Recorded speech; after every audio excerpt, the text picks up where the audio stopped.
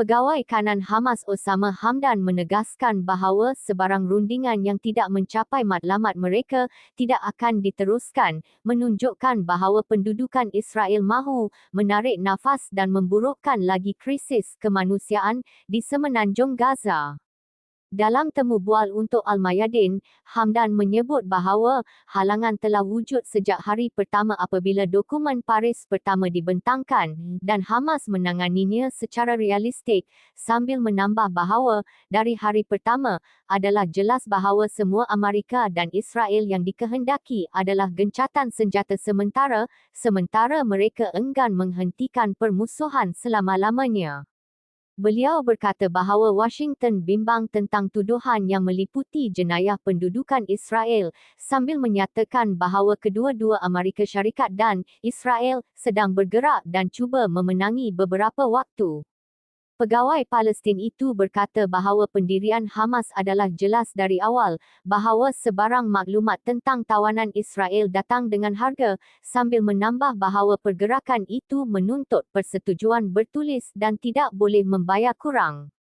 Jika tiada jawapan yang jelas, kita tidak boleh terus berpusing-pusing, tegasnya.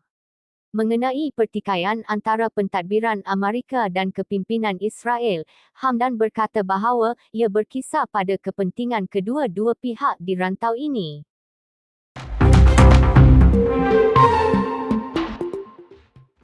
Aktivis pro-Palestin telah menyasarkan ibu pejabat Smith Metals di UK kerana bersubahat dalam perang genosida entiti Israel ke atas Gaza.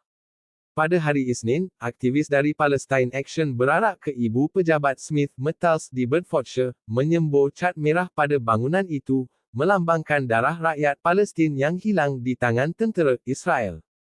Menurut laman web Smith Metals, syarikat itu membekalkan Israel dengan komponen untuk jet pejuang F-35 yang digunakan oleh entiti pendudukan dalam serangannya ke atas Gaza yang dilanda perang.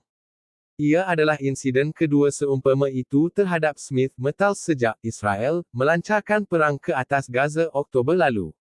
Yang terakhir pada 6 November. Sementara kekejaman pendudukan berleluasa, kami akan terus meningkatkan tindakan kami terhadap jentera perang Israel, kata jurucakap Palestine Action. Juga, aktivis dari Palestine Action menyekat dua syarikat di Belgium yang menyediakan Israel dengan senjata dan teknologi ketenteraan.